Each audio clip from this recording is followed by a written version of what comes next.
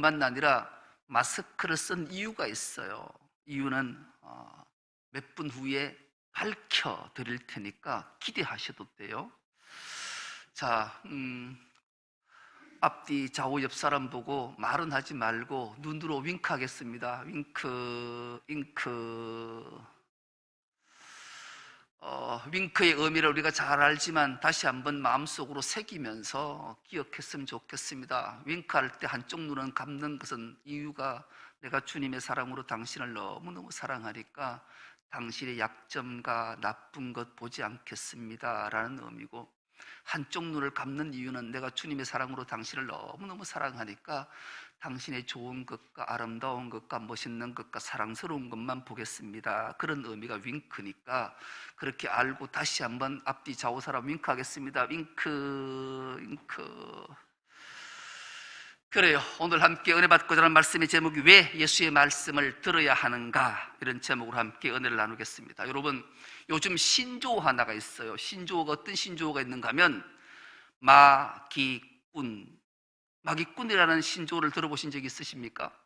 마기꾼이란 말은 마스크 더하기 사기꾼이라는 합성어예요. 이 신조어인데 왜 이 말이 탄생되었는가 하면 마스크를 쓰고 있다가, 마스크를 쓰고 있으면 우리 교회도 지금 마스크 미인들이 되게 많아요. 근데 마스크를 벗어나면 실망스러워서 꼭 사기꾼한테 당한 느낌이라 그래서 이 마기꾼이란 말이 등장했는데요. 실제로 사진 하나 보여줄 텐데 이런 일이 실제로 있었어요. 보시다시피 코미디언이라든지 간호사 언니라든지 저 사람들 보면 마스크를 썼을 때 너무 아름답고 이쁜데 마스크를 벗으면 한마씩 그런 모습인 거예요. 실제로 대학생 2022년도에 이제 새내기가 얼마 안 남았지만 2021년 새내기로 들어갔던 여학생의 고백이 있었어요. 그 고백이 어떤 고백이 있었는가 하면 자기는 자기가 생각해도 나는 못생겼다라는 거예요. 근데 하나님의 은혜가 얼마나 큰지 눈은 너무 이쁘게 생겼다라는 거예요. 그래서 마스크를 딱 쓰고 2021년 학교에 입학을 하고 동아리 갔는데 남자 학생들이 한눈에 다 반해서 야, 너 오늘 우리하고 밥 먹으러 가자 막 이러더라는 거예요. 그래서 고민을 하다 어쩔 수 없이 따라갔다라는 거죠. 가서 식사 자리에 앉아서 마스크를 딱 벗는 순간 남자친구들이 다 집에 갔다라는 거예요. 왜냐하면 자기는 눈만 이쁘지 코는 매부리 코에, 입은 돌출형 입이라서 자기가 생각해도 자기는 못생겼다고 생각했다라는 거죠. 근데 마스크를 딱 쓰는 순간 너무 아름답고 이쁘게 보여서 얼마나 행복한지 모른다라는 이야기였어요. 실제로 2021년 영국 카디프 대학에서 심리학과 연구진이 연구를 해봤어요. 사람들 남학생, 여학생을 다 분리해서 마스크를 쓰고 있을 때와 벗었을 때, 마스크를 쓰고 있는 상태, 사람이 눈으로 시선을 집중하다가 보이지 않는 부분은 우리 뇌라는 게 신기하다 그래요. 훨씬 좋게, 아름답게, 멋질 거라는 추측을 뇌에서 한다라는 거예요. 이게 무려 2배라는 거죠. 실제로 사람은 좀 못생겨도 눈이 조금 이쁘면, 잘생겼으면, 멋있으면 나머지 분도 다 잘생겼을 거라고 내가 인식을 한다라는 거예요. 그래서 놀랍게도 요즘 젊은이들 가운데 또 어느 나라에서는 이 코로나19가 종식되고 난 이후에 마스크를 80%가 쓰고 살겠다는 거예요. 이게 결과로 나온 거예요. 우리는 옛날에 의식을 바꿀 필요가 있는데, 옛날에는 우리가 마스크를 쓰면 환자나 범죄자들이 쓰는 마스크를 인식했는데 요즘은 전혀 그렇지 않고 새로운 인식의 문화가 탄생된다라는 거죠. 사람은 누구나 매력 있고 싶어하고 아름답게 보이고 싶어하고 멋있게 보고 싶어하는 욕구가 누구에게나 있다라는 거죠. 그런데 하물며 영적으로 우리가 신비한 것들을 체험하고 영적 아름다운 모습과 신비를 경험하게 된다면 얼마나 행복할까를 생각하게 돼요. 오늘은 산상변모주일이에요. 이 산상변모주일이 끝나고 나면 내일부터는 사순절이 시작되는 거예요.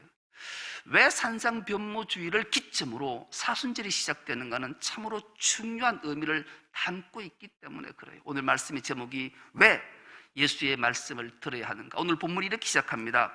엿새 후에. 그렇다면 엿새 전에 어떤 일이 있었던가?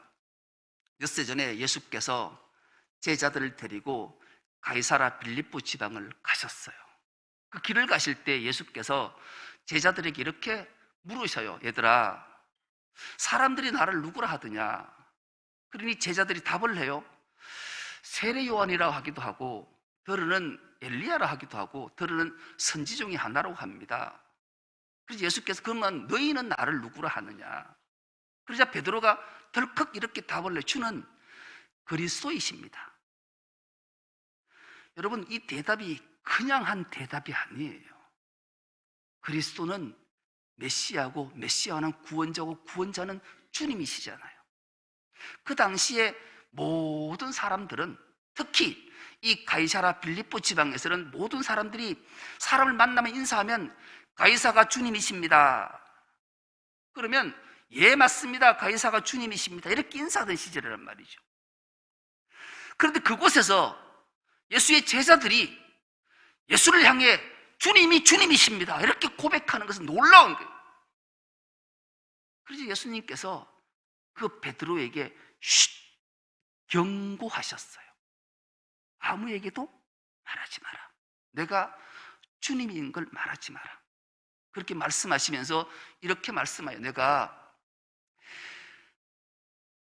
대제사장들과 장로들과 서기관들에게 많은 고난을 당하고 십자가에 죽을 거다. 그리고 죽은 자 가운데 3일 만에 부활할 거다. 비로소 예수님이 주님이심을 그들에게 말씀하시자 베드로가 예수님의 멱살을 잡고 막 항변하잖아요. 주님, 그럴 수 없습니다. 그럴 때 예수께서 베드로를 향해서 사탄아, 뒤로 물러가라. 네가 어떻게 사람의 일만 생각하냐? 하나님의 일을 안중에도 없냐? 호되게 꾸짖으시는 거. 그리고 누구든지 나를 따라오려거든 자기를 부인하고 자기 십자가 지고 나를 따라올 것이다. 사람이 자기를 위해 목숨을 구원코자 하면 이럴 것이요, 나와 복음을 위해 목숨을 잃으면 하나님이 구원하시리라. 너희가 천하를 다 얻고도 내 목숨을 잃으면 무엇이 유익하겠냐? 그렇게 주님이 말씀하시고 마지막 오늘 본문이 시작되기 9장 1절에 이렇게 말씀해요. 이 말씀을 우리가 한 목소리로 한번 합독해 보겠습니다. 9장 1절입니다. 또 그들에게 이르시되 내가 진실로 너희에게 이르노니 여기 서 있는 사람 중에는 죽기 전에 하나님의 나라가 권능으로 임하는 것을 볼 자들도 있느니라 하시니라. 아멘. 띄워두세요.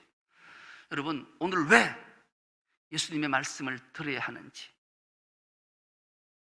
왜 영적으로 신비를 체험해야 되는지, 우리가 마귀꾼처럼 마스크를 벗으면 흉한 모습이 아니라 우리는 신비한 영적 마스크를 벗었을 때 신비를 경험하게 되고 하나님의 놀라운 권능과 주님이 왜 그리스도이시고 왜 주님의 말씀을 들어야 하는지를 우리에게 깨닫게 하시기 위해 주님이 이 말씀을 하시고 베드로와 야고보와 요한을 따로 데리고 높은 산에 올라가신, 변화산에 올라가신 이야기로 시작되는 거예요. 그러자 어떤 일이 있었는가? 예수님이 변형하시는 거예요. 변형. 입었던 옷이 휘어지는데 사람이 빨래를 아무리 깨끗하게 해도 그만큼 휘어질 수 없게 주님이 눈부실 정도로 휘어지셨다라는 거예요. 그리고 놀라운, 정말로 영안이 확 열리고 주님이 변형해서 썼던 마스크를 벗어내리자 기막힌 사건이 있었던 거예요. 엘리야와 모세와 예수께서 두런두런 말씀을 나누는 거예요. 여러분, 베드로나 야고보나 요한이 엘리야에 대해서, 모세에 대해서 잘 알고 있었어요. 그런데 예수님이 엘리야와 모세와 얘기 나누는 걸 보고 저가 모세다, 저가 엘리야를 어떻게 알았겠어요? 아마도 저는 이렇게 추측해요. 예수님이 이러셨을 것 같아요. 엘리야야, 너 그때 기분이 어땠어? 갈멜산에서 바알 선지자 450인가 아세라 선지자 400인가 850대 일했을 때 너 기분이 어땠어? 너가 기도하자 하늘문이 열리고 하늘에서 불이 떨어졌을 때 너 기분 어땠어? 엘리야가 대답했을 거예요. 주님, 기가 막혔습니다. 그 850명이 덜덜 떨고 물이 가득 차 있는데 제단에 하나님의 여호와 불이 임했을 때 저는 정말로 엄청난 신비를 경험했습니다. 그리고 주님이 말씀하셨을 거예요. 엘리야야, 하나님이 너를 부를 때, 내가 하늘에서 너를 부를 때 불병거와 불말을 보내서 너희를 성천시킬 때도 기분이 어땠어? 아, 주님이 그때 나를 불병거와 불말을 통해서 나를 이렇게 하늘로 올리셨던 분이 주님이셨군요. 이런 대하지 않았겠어요? 그러니까 엘리야라는 이름을 안 해도 그 얘기를 할 때 모세와 야고보, 요한은 이 차가 엘리야구나 알았을 거예요. 우리도 엘리야 이름을 안 대고 850대 1에 갈멜살 대기를 얘기하면 여러분 엘리야 이름이 떠오를 거예요. 모세도 마찬가지. 모세야, 네가 하나님의 부름받고 내 백성을 출애굽시켜서 신의 광야에 머물러 있게 하고 너는 신의 산에 불러왔을 때 하나님이 구름 가운데 빽빽한 구름 가운데 임재해서 내게 말씀하시고 친히 하나님이 친수로 십계명 율법을 적어줄 때니 기분이 어땠더냐? 여러분, 모세가 신의 산에서 하나님이 친수로 친히 손가락으로 십계명을 한자 한자 적어주실 때 모세가 옆에서 보면서 얼마나 감격했을까? 그 얘기를 예수님과 나누는 거예요. 그러니 모세가 알게 되는 거예요. 두려운 거예요. 무섭기도 한 거예요. 그런 황홀한 거예요. 신비를 경험했기 때문에. 그래서 모세가 고백하잖아요. 랍비여, 선생님, 여기가 좋사오니 내가 초막셋을 짓되 하나는 주를 위해, 하나는 모세를 위해, 하나는 엘리야를 위해 짓겠습니다. 그럴 때 어떤 일이 있었는가? 7절입니다. 화면에 띄워주세요. 7절에 마침 구름이 와서 그들을 덮으며 구름 속에서 소리가 나되 이는 내 사랑하는 아들이니 너희는 그의 말을 들으라 하는지라. 기막힌 말씀을 하는 거예요. 기막힌 말씀. 우리가 본문 7절을 우리가 한 목소리 다시 한번 읽어보겠습니다. 시작. 마침 구름이 와서 그들을 덮으며 구름 속에서 소리가 나되 이는 내 사랑하는 아들이니 너희는 그의 말을 들으라 하는지라. 아멘.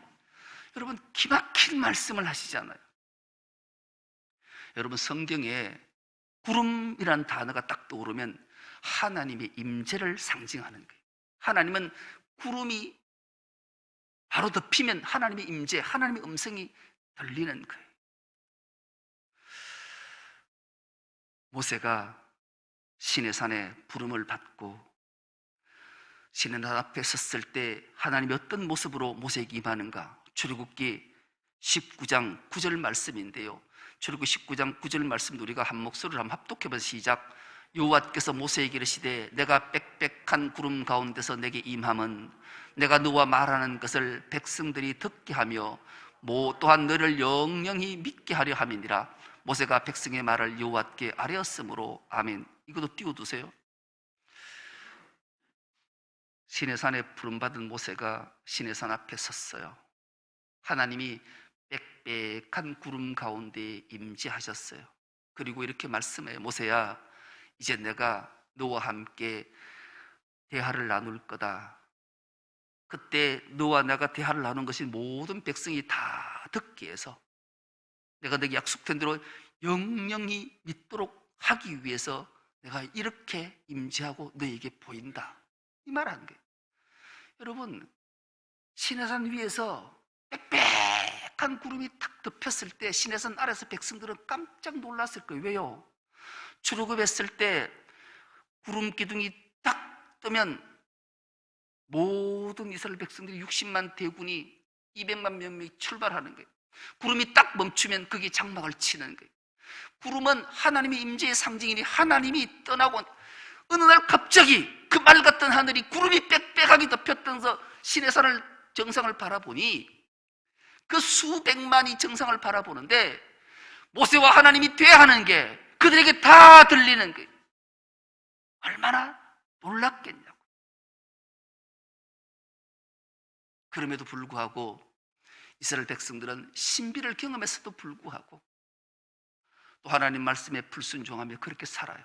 그렇게 구약의 시대가 막을 내리고 이제 하나님이, 성자 하나님이 친히 인간의 몸을 입고 이 땅에 내려오시게 되지요. 하나님의 뜻을 구약 때는 모세를 통해 빽빽한 구름 가운데에서 하나님의 말씀으로, 율법으로 이스라엘 백성들에게 하나님의 뜻을 전했다면 신약에는 말씀이 육신이 되신 예수 그리스도를 통해 친히 주님의 말씀을, 그의 말씀을 들으라고 오늘 성경이 말씀하는 게. 그래서 사도 요한은 요한복음 1장 1절에서 7절로 이렇게 말씀하셔요. 이 말씀도 우리가 한 목소리로 합독해 보겠습니다. 시작. 태초에 말씀이 계셨다. 그 말씀은 하나님과 함께 계셨다. 그 말씀은 하나님이셨다.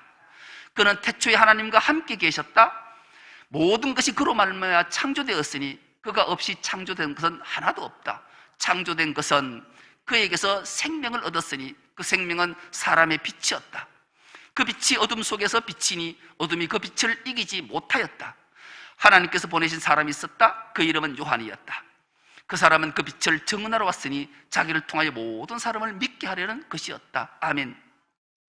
태초에 말씀이 계셨어요. 그 말씀은 하나님이셨어요. 그 하나님이 인간의 몸을 입고 이 땅에 오신 것이, 말씀이 육신이 되어 우리 가운데 있은 사건, 놀라운 사건이 주님의 임재의 사건이셨던 거예요.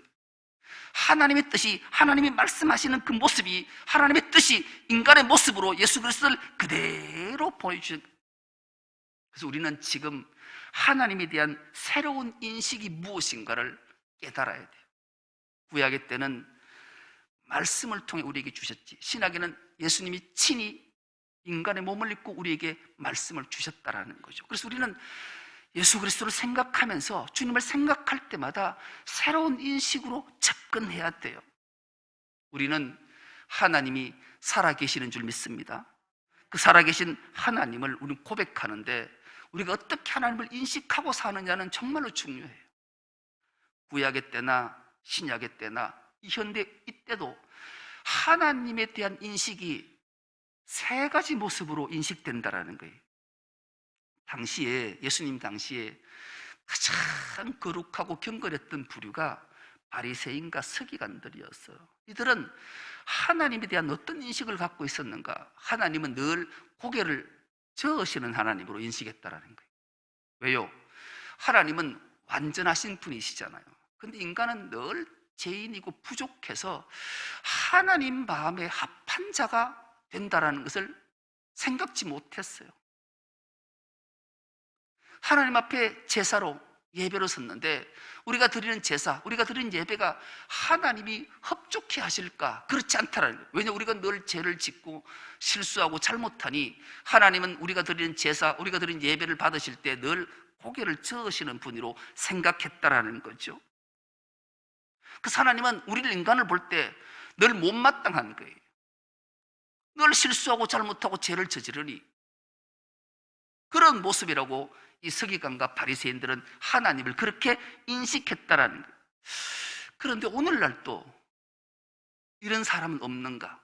제 자신을 되돌아봤어요. 하나님이 나를 보실 때 흡족해 하실까?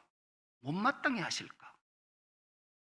찬찬히 생각해 보면, 내 양심에게 물어보면 못마땅해 하실 것 같아요. 그러나 여러분, 여기에 갇혀 있으면 안 돼요. 하나님은 우리가 실수해도 잘못해도 혹은 범죄해도 우리를 귀히 여기시고 흡족해 하실 줄 믿습니다. 그렇습니다. 하나님은 긍휼이 많으시고 사랑이 많으신 분이에요. 우리가 좀 부족해도 하나님 앞에 오고자 하는, 하나님 말씀을 지키고자 하는, 하나님 말씀에 귀를 기울이고자 하는 그런 열정들을 귀히 보시고 우리를 흡족해 여기시고 우리를 바라보실 줄 믿습니다. 그래서 이런 인식, 하나님이 고개를 저으시고 못마땅해 한다는 인식은 우리 내리 속에 싹 지워버리는 은혜가 있기를 축복합니다. 두 번째 인식은 이런 인식을 했다라는 거죠. 대개 무리들과 유대인들은 이런 인식을 갖고 살았다라는 거예요. 하나님은 저 멀리 계시는 하나님으로, 하나님은 높디 높은 보좌에 앉아 계시니 우리와는 너무 멀리 계신다, 그런 생각을 하고 살았다라는 거예요. 그래, 우리가 사는 현실 삶에는 하나님이 별 개입을 안 하신다라는 거예요. 그래서 우리의 삶에 좀 어려움과 고난과 고통과 질병과 아픔이 찾아오면 그제서야 우리가 주를 향해 손을 들고 주여 하고 주님을 부르짖고 하면, 그때 하나님이 우리 기도를 들으시고 우리에 내려오셔서 우리를 만나주시고 우리의 문제를 해결해 주시고 합당하게 처리해 주신다, 그렇게 인식하며 살았다라는 거예요. 오늘날 우리 신앙생활은 그렇지 않습니까? 평소에는 하나님과 아무 상관없이 살다가 나에게 막상 어려움이 닥치고 힘든 일, 문제, 그럴 때마다 하나님을 향해 나와서 제단에 와서 막 부르짖어서 하나님 이것만큼만 해결해 주시면 살아계신 하나님을 믿고 제가 열심히 하겠습니다, 이런 인식을 하며 신앙생활을 하고 있지는 않는지, 그런 인식들이 있었다. 오늘날 또 이런 인식들이 있잖아요. 마지막 세 번째 인식은 하나님은 늘 임마누엘 하셔서 우리와 함께 하시고 우리를 보호하시고 우리를 지키신다는 그런 인식하는 사람들이, 예수님이 이걸 말씀하시는 거예요. 오늘 우리는 하나님이 늘 우리와 함께 하시고 우리를 보호하시고 안보하시는 주님을 믿습니다. 그 하나님을 믿는 은혜가 있기를 축복합니다. 예수님이 산상보훈을 통해서 우리에게 말씀해 주셨잖아요. 하나님은 우리를, 만물을 창조하시는 걸로 그친 것이 아니라 섭리하시고 다스리시는 분, 그리고 보호하시고 지키시는 분이, 그 예수님이 말씀하셨잖아요. 공중에 나는 새 봐라, 저들이 심지도 않고 거두어 들이지도 않고 모아서 창고에 들이지도 않는다, 그러나 하나님께서 저들을 기르신다. 하물며 너희일까 보냐. 너희가 근심하거나 걱정하지 마라. 들의 백합화 봐라, 저들은 수고도 하지 않고 길쌈도 하지 않는다. 그러나 솔로몬의 그 부귀영화도 이만 못했다.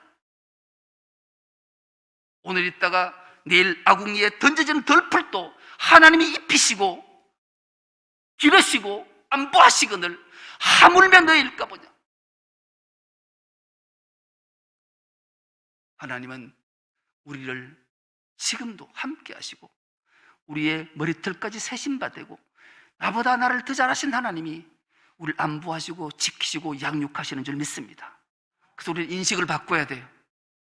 하나님이 나가 실수하고 잘못한다 해서 고개를 저으시는 분이 아니라, 나와 상관없이 멀리 계시는 분이 아니라 늘 나와 가까이 하시고 나를 안보하시고 지키시는 하나님인 줄 믿습니다. 이런 인식, 이런 믿음이 우리에게 필요한 거예요. 하나님은 늘 우리를 돌보시고 사랑이 많으신 자애로우신 하나님인 줄 믿습니다. 아멘. 그래서 우리가 근심 걱정을 많이 하는 사람은 우리의 믿음이 좀 부족하다 생각하고 하나님 앞에 믿음 달라고 기도해야 돼. 그러나 우리에게 부족한 게 많고 늘 허물이 많고 어려움이 당해도 마음에 평안이 있다면, 나는 하나님을 신실하게 믿고 있구나 해도 과언이 아닐 거예요. 왜요? 주님이 산상보훈을 통해서 하나님에 대해서 이렇게 말씀하셨기 때문에 하나님을 신뢰해야 된다. 하나님은 우리에게 늘 지키시고 은혜 베푸시기를 원하시는 분이 하나님이시다.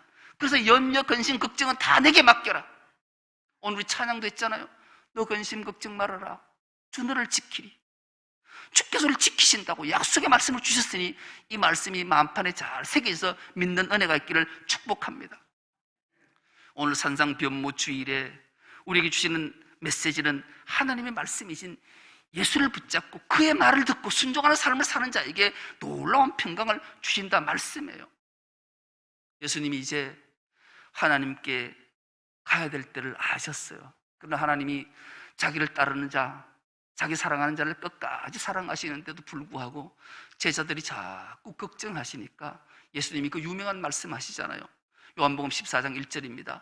너희는 마음에 근심하지 말라. 하나님을 믿으니 또 나를 믿으라. 여러분, 믿음이 뭐라고 생각하십니까? 믿음은 신뢰, 신실이에요. 하나님을 신뢰하는 자가 신실한 삶을 살게 되고, 신실한 삶을 사는 자는 믿음이 자라서 그리스도의 장성한 분량에 이르기 때문에 그래요. 하나님을 신뢰하는 자는 신실하고, 신실한 자는 믿음이 있는 자이기 때문에 그런 거예요. 그런 자에게는 하나님의 놀라운 평안이 우리에게 임하기 때문이죠. 그렇다면 하나님을 신뢰한다는 것은 어떤 것인가? 늘 하나님의 말씀을 읽고 듣고 지키는데 힘쓰고 투자하는 것. 현대인들이 가장 많이 투자하는 데가 어디라고 생각해요? 여러분은 하루를 살아가면서 어느 데 가장 많은 시간을 투자하십니까? 요즘은 대부분이 아마 스마트폰일 것 같아요. 여기에 시간을 거의 다 허비할 것 같아요.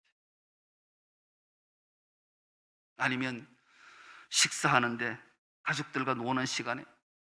우리가 이제는 한번 오늘 산상변모주의를 통해서 앞으로 나는 하루 시간을 최소한 하나님께 투자하는 시간을 좀 늘려야 되겠다, 그런 생각가지고 스마트폰에도 어플 하나 받으면 하나님의 말씀, 설교, 귀한 메시지들이 참 많아요. 거기에 조금 찬양 이런 데 조금 시간을 좀 투자해서 하나님의 신비한 것들을 좀 체험했으면 좋겠어요. 그리고 모든 염려는 주께 맡기고 평안 누리는 삶을 살았으면 좋겠어요. 하나님 말씀에 귀를 기울일 때, 그리고 그 말씀을 듣고 마음속에 새기고 순종할 때 기막힌 영적 체험을 하게 되는 거예요. 우리가 가려졌던 마스크가 벗어날 때 추악하고 더러운 모습이 아니라 기막힌 성결의 주님, 신비의 주님을 맞이해서 주님과 동행하고 주의 말씀을 듣고 주님 주신 평강과 복을 다 받아 누리는 우리 중선롭게 모든 건속 다 될 수 있기를 간절히 기도합니다. 하나님 아버지, 감사합니다. 산상변모 주일에 왜가 우리 예수님의 말씀을 들어야 하는지 말씀을 통해 일깨워 주셨사오니 임마누엘 하신 주님의 동행하심과 안보하심과 지키심을 믿고 늘 주님 앞에 엎드려 기도하며 감사 찬송하고 평안을 누릴 수 있는 저들의 삶들이 되게 하여 주옵소서. 오늘도 하나님은 우리와 임마누엘 하셔서 우리를 돌보시고 지키신다는, 안보하신다는 확신을 가지고 어떤 환난이 우리에게 엄습해도 좌절과 절망하지 않고 평안을 마음껏 누리는 주의 모든 건속들 다 되게 하여 주옵소서. 감사드리오며 예수님의 이름으로 기도드리옵나이다. 아멘.